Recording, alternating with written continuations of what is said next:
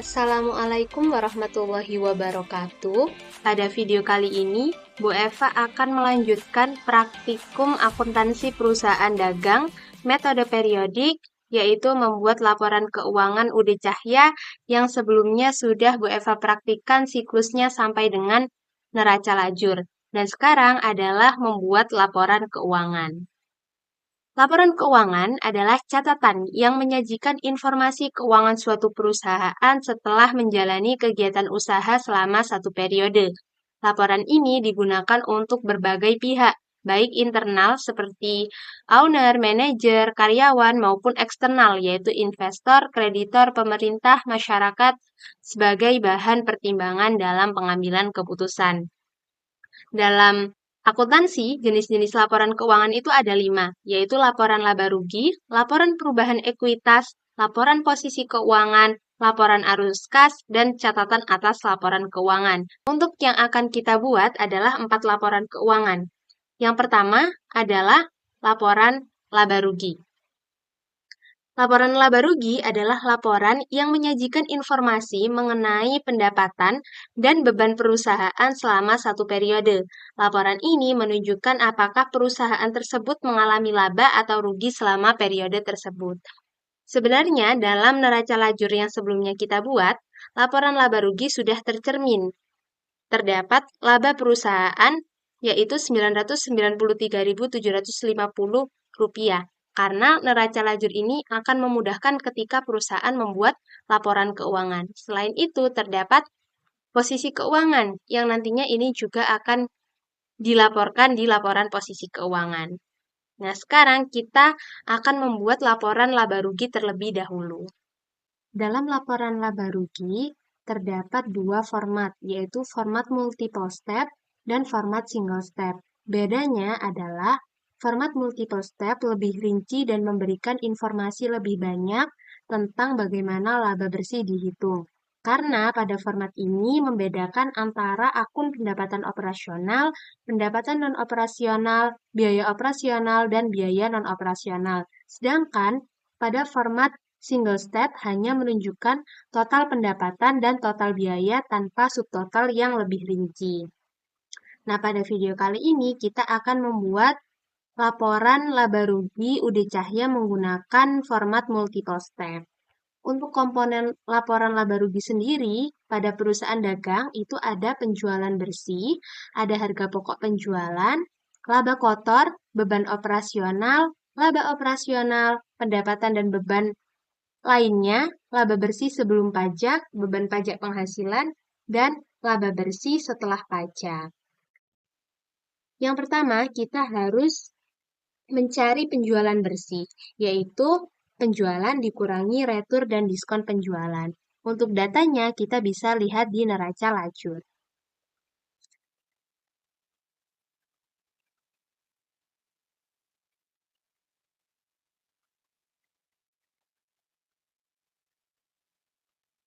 Untuk total penjualan 22 juta, sales return dan sales diskon.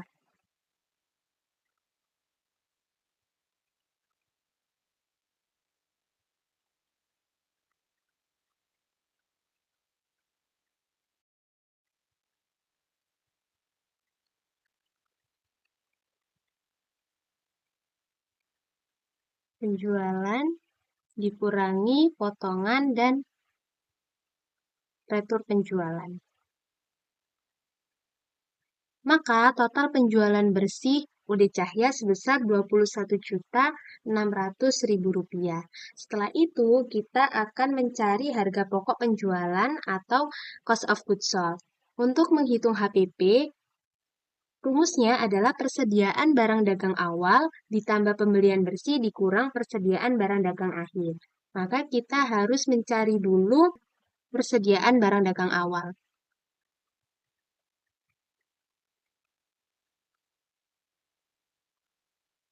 Persediaan barang dagang awal ini kita bisa melihat datanya di neraca lajur yang bagian trial balance.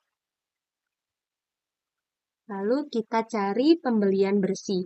Untuk pembelian bersih ini dihitung dengan pembelian ditambah beban angkut pembelian dikurangi retur dan diskon pembelian. Kita lihat untuk data pembeliannya hanya ada pembelian dan diskon. Maka tinggal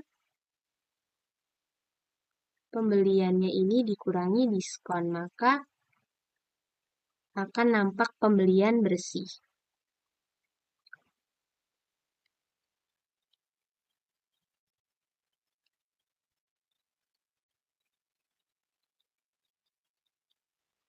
Pembelian bersih UD Cahya adalah Rp17.720.000, maka ditambah dengan persediaan barang dagang awal, ketemulah yang namanya persediaan barang yang tersedia untuk dijual, atau goods available for sale.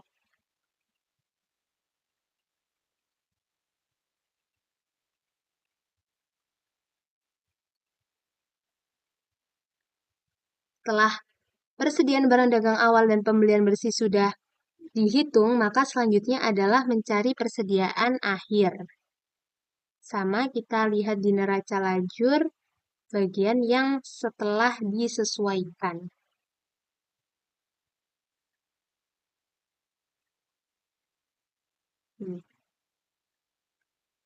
Maka ketemulah yang namanya cost of goods sold.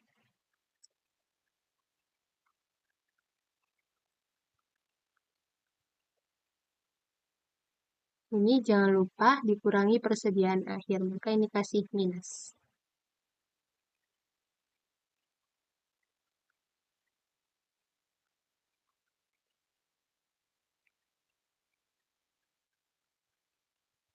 Ini adalah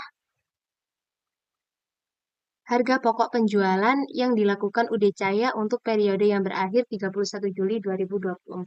Karena UD Cahya ini menggunakan metode periodik sehingga harga pokok penjualannya harus dihitung terlebih dahulu sebelum menghitung laba kotor perusahaan. Setelah total penjualan bersih dan cost of goods sold sudah dihitung, maka akan tampak gross profit atau yang namanya laba kotor. Penjualan bersih dikurangi cost of goods sold, maka jadilah laba kotor perusahaan. Setelah itu, kita akan mencari laba operasional perusahaan. Maka harus dikurangi dengan beban-beban yang perusahaan lakukan. Operating expense. Karena kebetulan di dalam neraca lajur atau data keuangannya UD Cahya ini tidak ada pendapatan atau beban non-operasional yang tidak berkaitan dengan operasional perusahaan. Nominalnya juga kita salin di sini.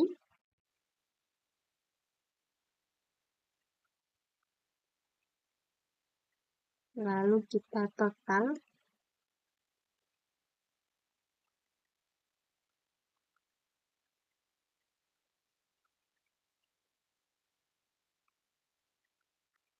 Jangan lupa untuk mencari laba bersih perusahaan adalah total laba kotor dikurangi beban operasional perusahaan sehingga mendapatkan laba operasional perusahaan sebelum pajak.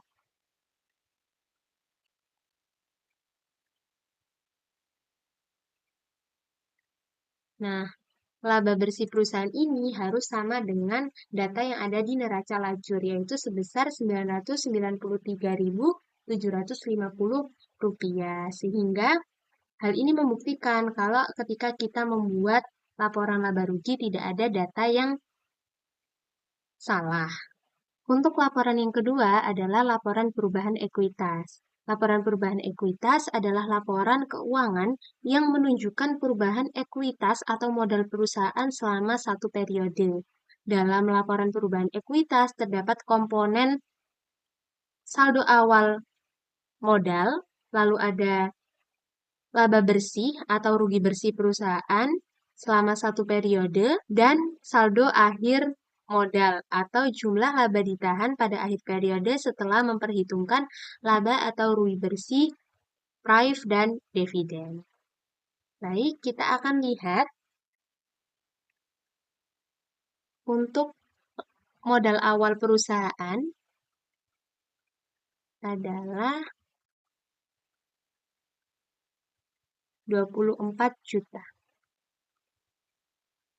Untuk laba bersih ini kita ambil dari laporan laba rugi sebesar Rp993.750. Dan jangan lupa ada akun pref, yaitu pengambilan pribadi dari pemilik. Pref ini akan mengurangi laba, maka kita kasih minus. Prefnya sebesar 2 juta. Tinggal di total. Modal awal ditambah laba dan dikurangi dengan pref. Maka ini adalah total modal akhir perusahaan UD Cahya. Ketika perusahaan nanti mengalami rugi, maka modal awal dikurangi rugi, dikurangi pref, dan maka total modal perusahaan berkurang. Ini juga berkurang meskipun perusahaan mengalami laba karena pref dari perusahaan sangat tinggi, yaitu sebesar 2 juta, melebihi laba perusahaan. Oke, untuk laporan yang ketiga adalah laporan posisi keuangan. Laporan posisi keuangan adalah laporan yang menyajikan posisi keuangan perusahaan yang meliputi posisi aset, liabilitas, dan ekuitas perusahaan pada suatu periode. Baik, kita buat formatnya terlebih dahulu. Format laporan posisi keuangan ada yang berbentuk staple dan skontro. Format ini terletak pada cara penyajiannya. Laporan posisi keuangan berbentuk staple atau vertikal menyajikan informasi secara berurutan dari atas ke bawah atau hampir sama seperti neraca saldo.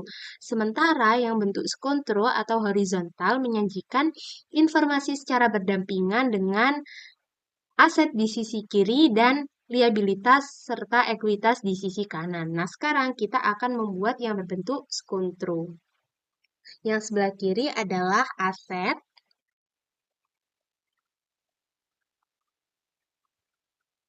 yang sebelah kanan adalah liabilitas dan ekuitas. Kita isi yang sebelah kiri dulu dengan aset lancar atau current assets. Kita lihat current assets mulai cash sampai store surplus.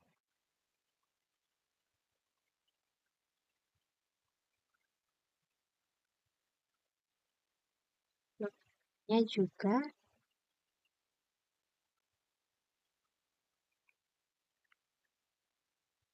kalau ada akun di kredit, maka ini minus atau akun kontra, dikurangi, seperti allowance for doubtful debt. Setelah itu kita total current asset.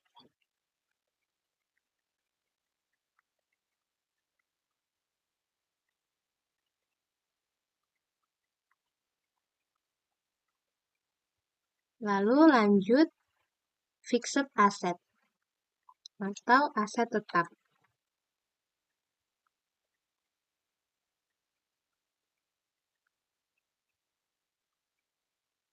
Hanya peralatan,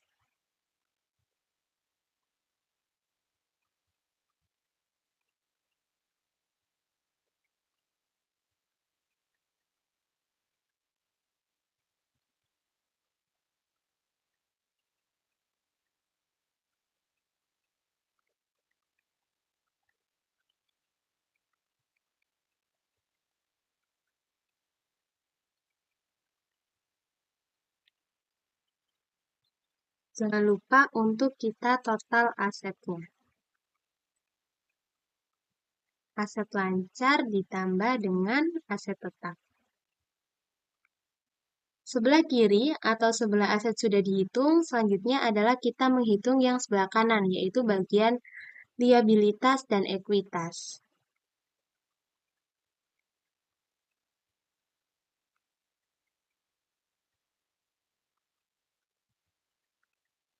Sama, kita dari aset terlancar dulu, yaitu utang lancar. Tapi di UD Cahya ini hanya utang lancar, tidak ada utang jangka panjang seperti utang bank atau utang hipotek.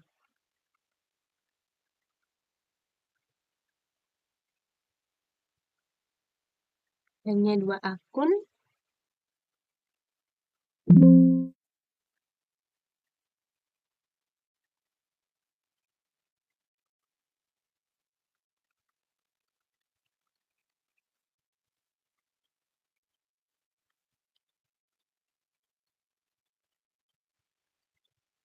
Oke, untuk liabilitasnya hanya dua, yaitu account payable dan accrued expense. Selanjutnya kita akan menghitung ekuitas perusahaan.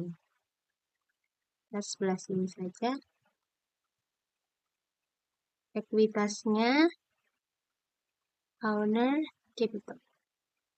Karena kita sudah membuat laporan perubahan ekuitas, maka kita akan mengambil total ekuitas terbaru per 31 Juli 2024.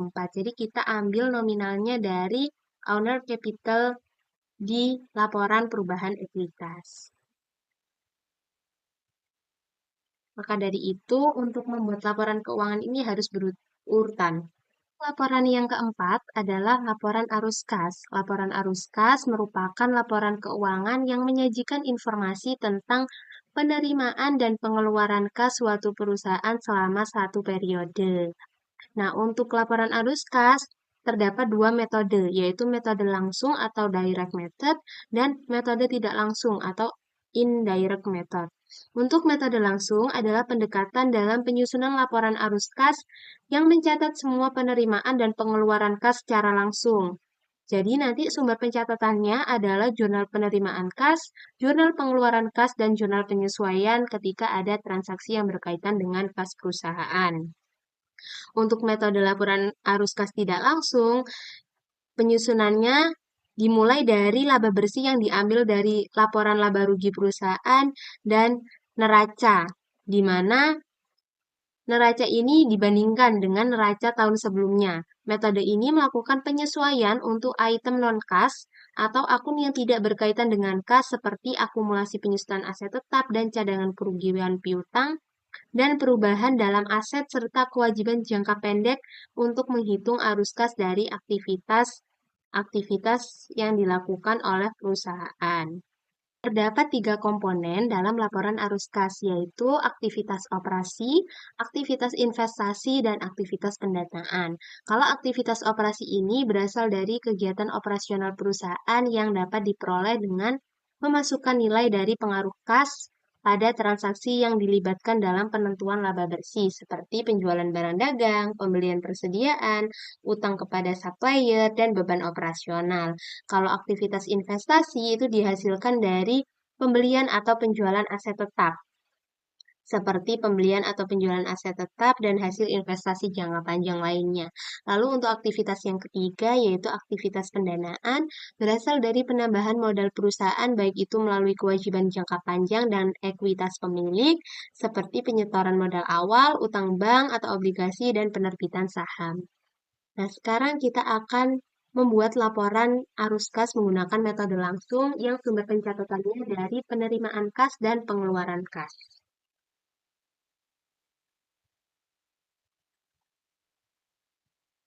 Kita tulis terlebih dahulu arus kas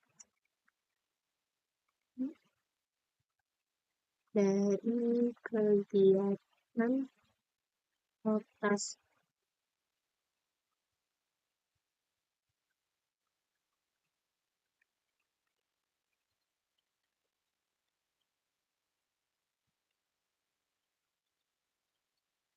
Kita lihat di JKM dan JKK serta jurnal umum. Namun di jurnal umum ini tidak ada transaksi yang berkaitan dengan kas, maka kita akan melihat di JKM atau jurnal penerimaan kas dan jurnal pengeluaran kas. Kita lihat yang arus kas masuk terlebih dahulu. Kas masuk berasal dari kegiatan operasional, yaitu penjualan barang, pembelian, utang, dan beban. Maka yang masuk di sini adalah penerimaan piutang.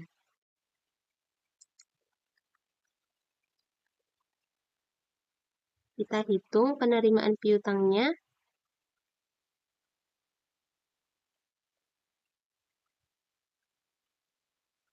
Ini yang berkaitan dengan piutang di bagian akun kas. Lalu ada penjualan tunai. Karena perusahaan menerima uang tunai atau secara kas. Penjualan tunai itu ini dan ini.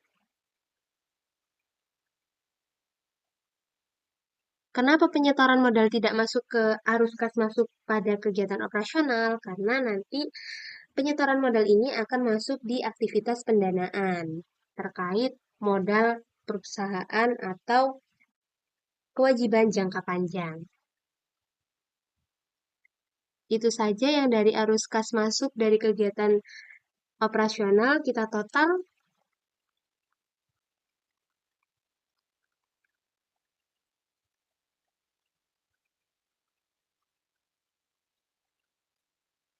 Oke, selanjutnya arus kas keluar. Berarti dari jurnal pengeluaran kas. Kita lihat jurnal pengeluaran kas ada pembayaran utang.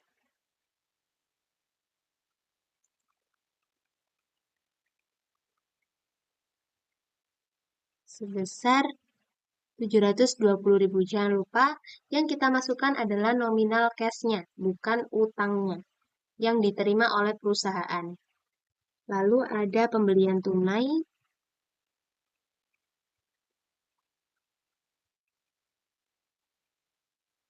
Pembelian tunai dari toko Sera saja. Lalu ada pembayaran gaji terkait beban operasional perusahaan.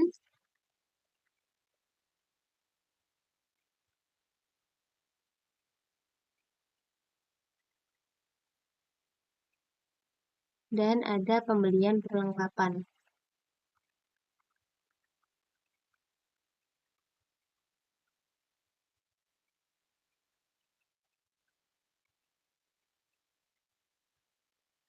Setelah sudah semuanya terinput, kita total.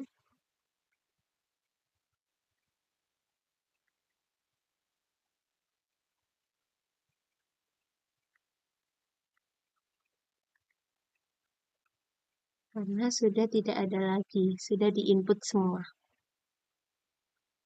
Untuk prive, ini masuk ke bagian modal atau aktivitas pendanaan.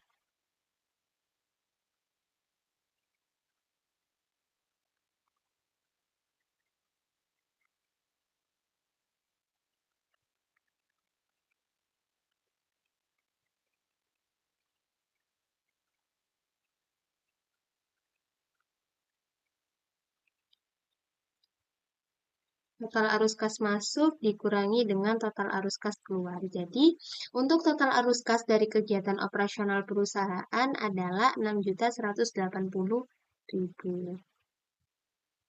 Selanjutnya adalah arus kas dari kegiatan investasi yang berkaitan dengan aset tetap dan investasi jangka panjang. Di jurnal kas masuk tidak ada yang berkaitan dan di jurnal kas keluar tidak ada yang berkaitan, maka tidak ada arus kas dari kegiatan investasi. Kita lanjut ke aktivitas yang selanjutnya, yaitu arus kas dari kegiatan pendanaan atau financing. Tadi ada yang berkaitan dengan modal dan prive. Arus kas masuk ini dari penyetoran modal milik sebesar 10 juta. Nih. Lalu ada arus kas keluar.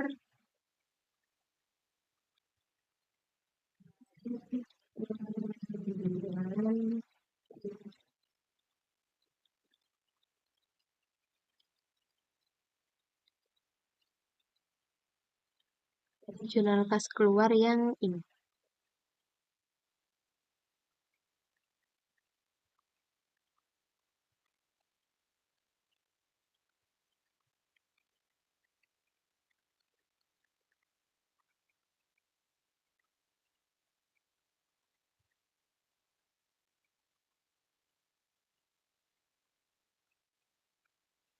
Oke, ketika semua kegiatan sudah di total dari kegiatan operasional, investasi, dan pendanaan, maka kita akan melihat apakah kas terjadi kenaikan atau penurunan.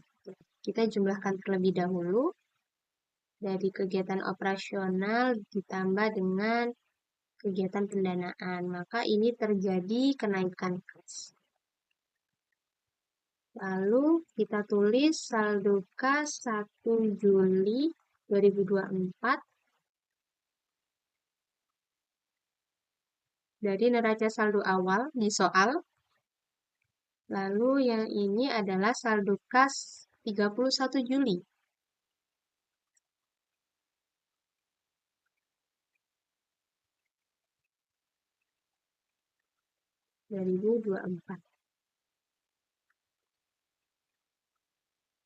Maka kita tambahkan karena tidak ada yang minus. Oke, untuk total kas per 31 Juli 2024 UD Cahya adalah Rp16.680.000. Nah, untuk total kas ini harus sesuai dengan yang ada di laporan posisi keuangan. Rp16.680.000. Kalau sudah sesuai, maka perhitungannya tidak ada yang salah. Oke, semua laporan keuangan UD Cahya sudah dibuat dari laporan laba rugi sampai laporan arus kas.